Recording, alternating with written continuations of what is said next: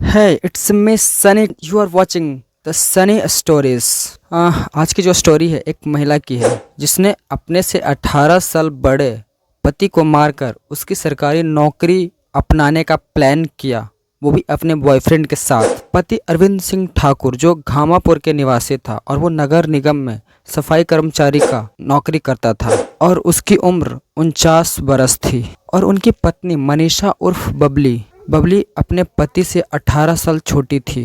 कहीं ना कहीं बबली को उससे 18 साल बड़ा पति अच्छा नहीं लग रहा था और मनीषा की फिजिकल नीड भी उसके पति से पूरी नहीं हो पा रही थी। इस बात से वो काफ़ी परेशान भी रहा कर रही थी और मनीषा अक्सर सोशल मीडियाज़ पे एक्टिव रहा करती थी। एक बार मनीषा उर्फ बबली को सोशल मीडिया पे एक लड़के से दोस्ती हो जाती है। खेमचंद्र होता है जो छतरपुर के रहने वाला होता है। वैसे तो मनीषा और खेमचंद्र दोनों सोशल मीडिया के थ्रू मिले थे, जहाँ पे सिर्फ दोस्ती टाइप वाली बातें होती रहती थी, लेकिन धीरे धीरे दोस्ती प्यार में बदलने लगा और इतना प्यार दोनों के बीच में होने लगा कि बिना बात किए एक दिन भी नहीं रह पा रहे थे।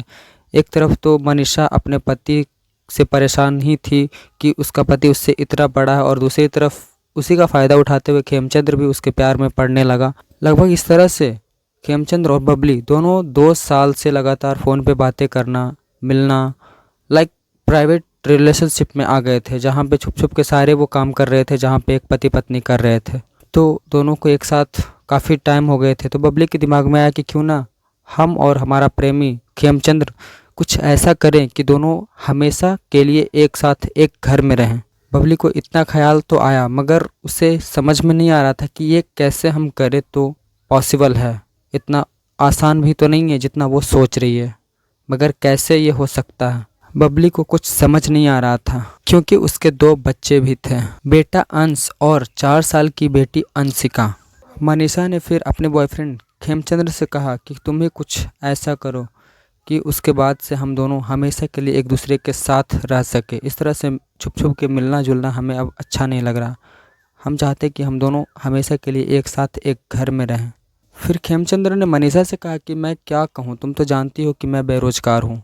तुम्हें और तुम्हारे बच्चों को मैं कैसे पाल सकता हूँ, तुम्हें हर तरह से खुश कैसे रख सकता हूँ। जिसके साथ तुम अभी जितना खुश हो, पैसे हैं, सब कुछ है तुम्हारे पास, बट मैं तो बेरोजगार हूँ। ऐसा करके हम तुम्हें खुश नहीं रख पाएंगे। फिर उन दोनों के बीच इस टॉपिक पे बातें ख़त्म हो गई। बातें तो कर रहे थे, बट एक दूसरे के साथ हमेशा हमेशा के लिए रहने का जो टॉपिक था वो ख़त्म हो चुका था। बिकॉज़ बबली को भी ये चीज़ सही लगी कि ये हमें कैसे रख पाएगा अपने साथ, ना ये कुछ करता है ना कमाता है। तो कहीं ना कहीं इस टॉपिक को उन लोगों ने दबा दिया। मगर एक दिन मनीषा को उसके दूर के भाई से मुलाकात होती है, जिसका नाम प्रदीप कुमार होता है। और प्रदीप कुमार से मनीषा को मालूम चलता है कि अगर पति सरकारी नौकरी में हो और उसकी किसी तरह से डेथ हो जाए तो उसके जगह उसकी पत्नी या उसके बेटे को नौकरी दे दी जाती है, एक अनुकंपा के तौर पे। और मनीषा के तभी ख्याल आता है कि क्यों ना हम ऐसा करें ताकि मेरे पति का नौकरी हमें मिल जाए, और उसकी तो कोई बड़ी बेटी या बेटा भी नहीं है। वो जब भी करेगी तो खुद ही अपने पति के बदले अनुकंपा पे नौकरी करेगी। और तभी मनीषा अपने बीएफ खेमचंद्र को अपने बातों में फंसा लेती है। उसे कहीं ना कहीं लालच दे देती है कि तुम ऐसा करो और जो नौकरी हमें मिलेगी उस नौकरी के पैसे से हम लोग एक घर में एक साथ हमेशा हमेशा के लिए बच्चों के साथ रहेंगे। मनीषा अपने बॉयफ्रेंड खेमचंद्र से कहती है कि तुम मेरे पति यानी अरविंद सिंह ठाकुर को मार दो और उसकी जो नौकरी हमें होगी उसके पैसे से हम लोग एक दूसरे के साथ हमेशा के लिए रह लेंगे। और वैसे भी अरविंद सिंह ठाकुर की अब ज़िंदगी है ही कितना, अभी ही जब 50 साल उम्र हो चुकी है तो अब उनकी उम्र ही कितनी है।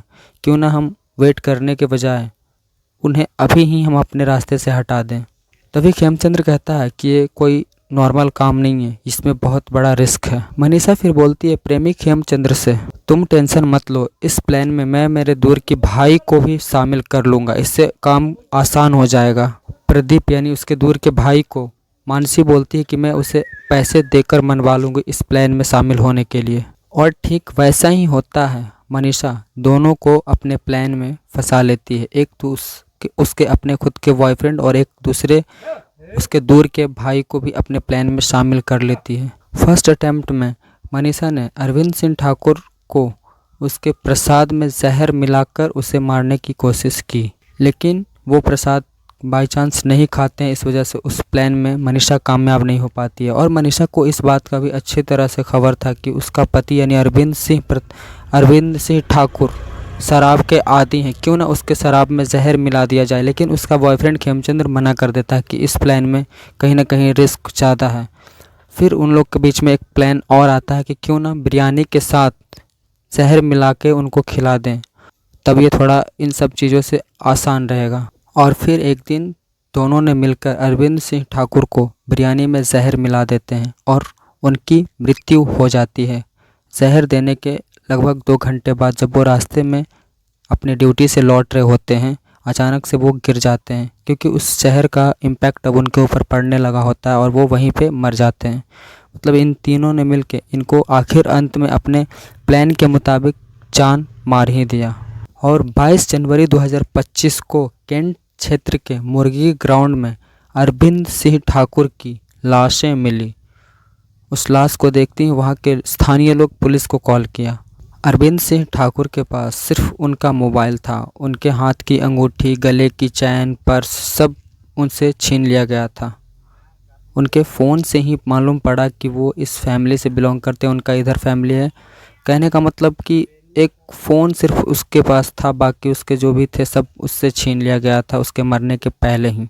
मनीषा यानी अरविंद सिंह ठाकुर की पत्नी, उसे सब कुछ पहले से ही पता था कि उसने क्या प्लान कर रखा और क्या होने वाला, इसलिए वो उनके मरने के 3 दिन पहले ही मायके चली गई थी ताकि किसी को उस पर शक ना हो।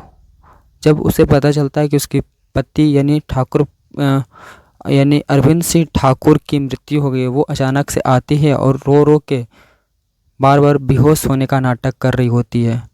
और वो यहाँ तक अपने बयान में पुलिस को बयान देती है कि उसके दोस्तों ने ही उसे धोखाधड़ी से मार दिया है। बट पुलिस अब तक कंफ्यूज थी कि ये कैसे सुलझाया जाए, इस समस्या को कैसे, इस मुजरिम को कैसे पकड़ा जाए जिसने इनकी जान ली है। लेकिन अचानक से पुलिस वालों के इनके हाव भाव में कुछ गड़बड़ दिखते हैं। मनीषा के बातचीत में कहीं से कुछ मैच नहीं कर पा रहे होते, तो अचानक से फिर पुलिस वालों के दिमाग में आता है कि क्यों ना मनीषा के फ़ोन चेक किया जाए, उनके कॉल डिटेल्स को खंगाला जाए। और जब उनके फ़ोन्स को जब्त किया गया, उनके कॉल डिटेल्स को निकालने की कोशिश की गई, तो सिर्फ 2 लोगों का नंबर दिखा जो ज़्यादातर इनसे बातें हुई हैं। एक तो उनका प्रेमी खेमचंद्र और दूसरा प्रदीप जो उनके दूर के भाई थे।